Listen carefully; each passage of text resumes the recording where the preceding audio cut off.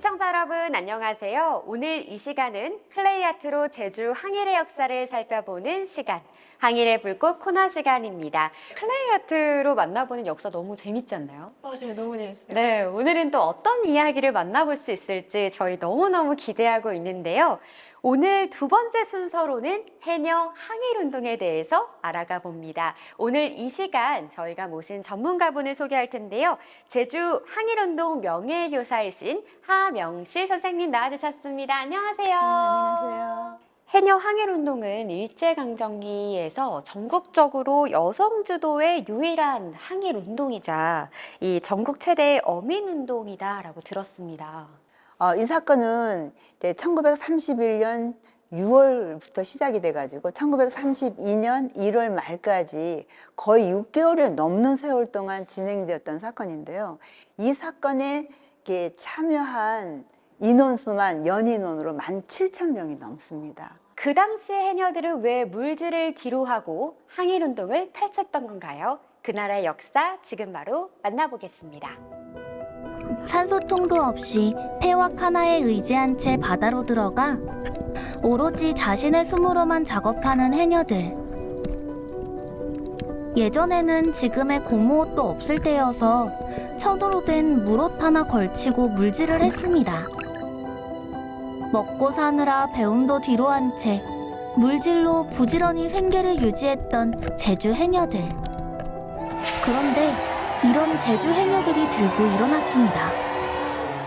일제강점기인 1932년.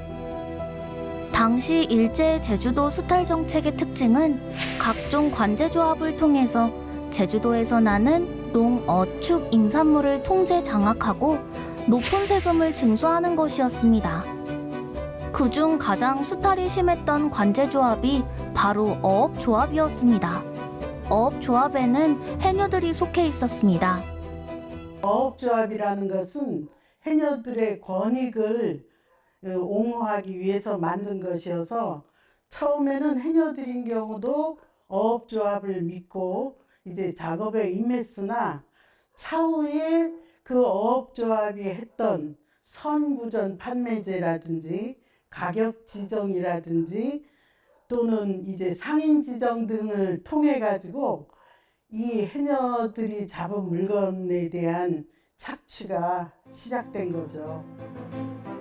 강제로 조합원의 의무를 부과한 후 입어료를 징수하고 도외로 출가 물질을 나갈 때에는 해녀들마다 출가증, 입어증, 감찰증 등등을 발행해 수수료 명목으로 막대한 돈을 빼앗는가 하면 해녀들을 모집하고 인솔해가는 사람들과 결탁해 막대한 교제비를 받아냈습니다. 해녀들은 울며 겨자 먹기로 당할 수밖에 없었죠. 이때 야학을 통해 해녀들의 문맹 탈출을 주도한 이가 있습니다. 바로 우도 출신의 강관순. 치욕적인 일제 수탈에서 살아남는 길은 문맹을 퇴치하는 것임을 깨달은 강관순은 야학소를 만듭니다. 그리고 구좌면 등지의 주민들을 대상으로 한글이며 천자문, 산수 등을 가르쳤습니다. 더불어 항일의식과 민족주의 이념을 고취시키는 것 역시 잊지 않았죠. 바다가 제주도 사람들에게는 또 다른 밭이죠. 그래서 제주도 사람은 바다를 바다로 안 하고 바당밭이라 합니다. 이 해녀들은 그 뵙지를 못할 수밖에 없었던 이유가 그 삶의 조건 자체가 자신들이 경제적인 행위를 하지 않으면 굶어 죽으니까. 1930년 성산포에서 하나의 사건이 발생합니다. 해녀들이 캔 우뭇가사리에 대한 부정사건이죠. 성산포산 우뭇가사리는 경매 입찰 가격이 근당 20전이었는데 어업조합 서기와 상인들이 결탁해 근당 18전으로 내려버립니다. 이런 사실이 폭로되자 해녀들은 물론 주민들 전체가 분개했습니다. 해녀들의 요구는 단 하나였습니다. 지정된 가격을 유지하라는 것. 하지만 조합 서기와 상인들은 반성은커녕 경찰을 동원해 항의하는 대표자 5명을 검거하고 29일 동안 구류해버립니다. 상황이 이렇게 되자 해녀들은 사건의 진상을 알리기 위해 요구 조건을 작성해 당시 구자면 전체에 살포했습니다. 이후 제주도 전역으로 퍼져나갔죠. 한편 일제 당국은 경문 작성자와 살포자를 찾아 혈안이 됐습니다. 성산포와 구자면 일대 20여 명의 청년들을 용의자로 단정하고 그 결과 경문 작성 책임자로 구자면 하돌이 오문규, 부숙님임이 밝혀졌고 이들에게는 벌금형이 내려지면서 사건은 일단락되는 듯 했습니다. 1931년 구자면 하도리에서 해산물 부정 사건이 또다시 터집니다. 이번에는 감태와 전복이었습니다. 일본인 상인은 감태 100근당 가격을 시가의 40% 정도로 내려버립니다. 하지만 이번에도 가만히 있을 해녀들이 아니죠. 즉시 항의를 하고 재평가에 매수하라고 요구합니다. 자신들의 부정행위가 탄로나자 어업조합은 당황했죠. 그래서 김영출장소 주재서기를 보내 지정 가격대로 매수하라는 지시와 함께 해녀들에게 사과토록 합니다. 하지만 그것은 당시 상황을 모면하려는 획책이었습니다. 1931년 12월 20일 밤, 요구 조건과 투쟁 방침을 세운 해녀들은 그날 밤 즉시 행동을 개시합니다. 어업조합이 있는 제주읍으로 가기로 했습니다. 그래서 해녀들은 배를 타고 바닷길로 제주읍에 가 조합 사무실을 점거하기로 합니다. 2시간 정도 갔을까? 배멀미로 해녀들은 쓰러져 갔습니다. 배를 타고 겨울 밤바다를 헤치며 제주읍으로 가는 것은 더 이상 불가능했습니다. 결국 다시 하도항으로 돌아올 수밖에 없었죠. 1932년이 밝았습니다. 1월 7일, 해녀들은 두 번째 시위에 나섰습니다. 이번에는 바닷길이 아닌 육로로 제주읍으로 향했습니다. 그리고 야학 선생이었던 강관순이 지은 해녀의 노래를 다 같이 부르며 앞으로 앞으로 진격을 했습니다. 이날은 세월이 장날이었죠. 하도리를 출발한 해녀들이 세와리에 다다르자 군중들은 대환호로 응원했습니다.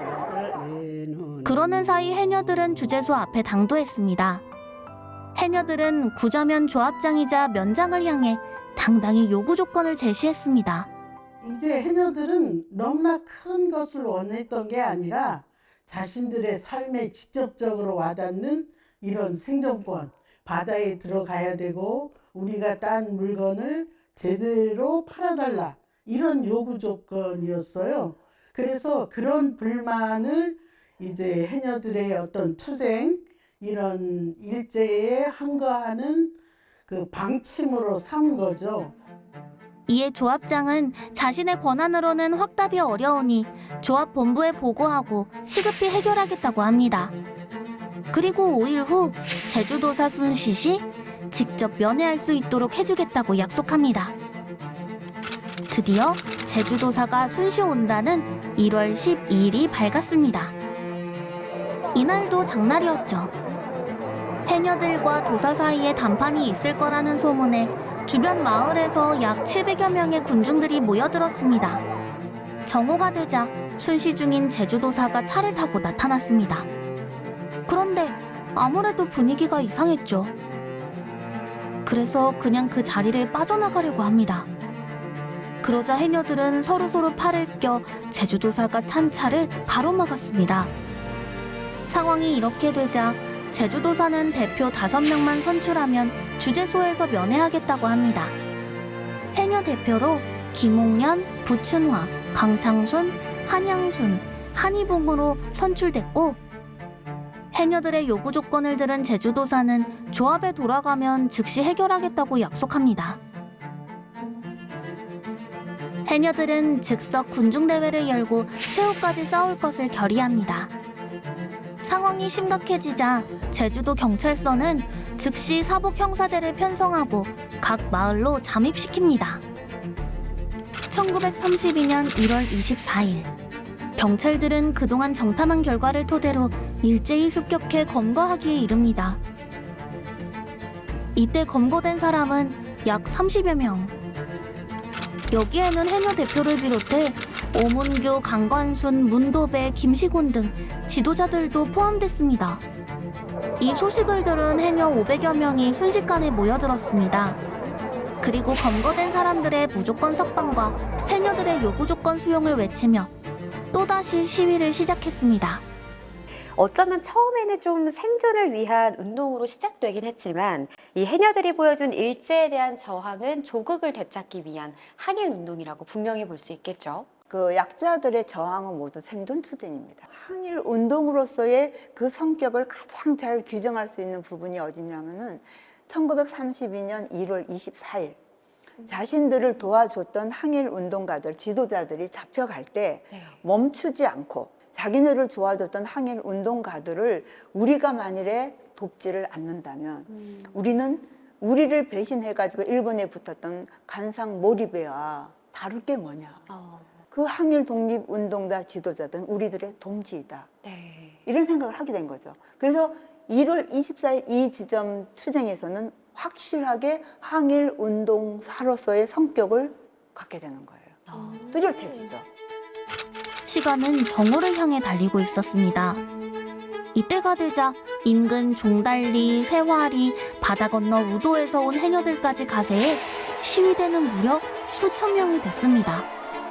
상황이 급박해지자 세화리 주재소에서는 권총과 장총으로 무장한 순사들이 총을 쏘면서 시위대를 위협했고 본서와 제주도 내 각 주재소에 응원경찰을 요청합니다. 1932년 1월 24일 오후 2시 전라도에서 급파된 무장경관대 40여 명까지 가세해 시위대 진압에 나섭니다.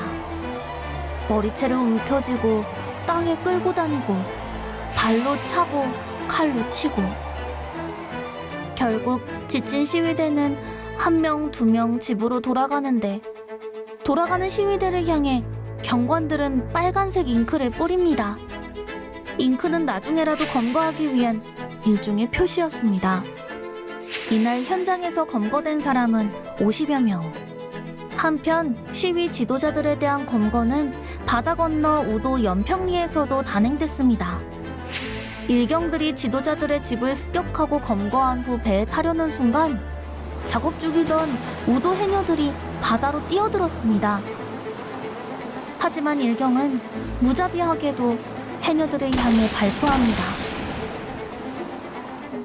결국 해녀들은 지도자를 빼앗기고 말았습니다. 선생님, 저는 이 영상을 보면서 떠오르는 키워드가 있다면요. 불굴의 의지와 또 강한 연대감, 이런 단어가 떠오르거든요. 그렇죠. 저는 생명성이라고 얘기를 할 수 있는데요. 그 제주 해녀 항쟁사에서 당시 제주인이 가지고 있는 역사적 고난이라든가 어떤 자연적인 고난에 굴하지 않은 지속적인 제주도인의 그런 어떤 생명력 네. 이런 거를 저는 제주 항쟁사 중에서도 해녀 항쟁사에서 가장 잘 보이는 것 같아요. 해녀 항일운동은 1931년 6월부터 1932년 1월까지 연 인원 16,936명이 참여했고 집회 및 시위 건수는 248회였습니다.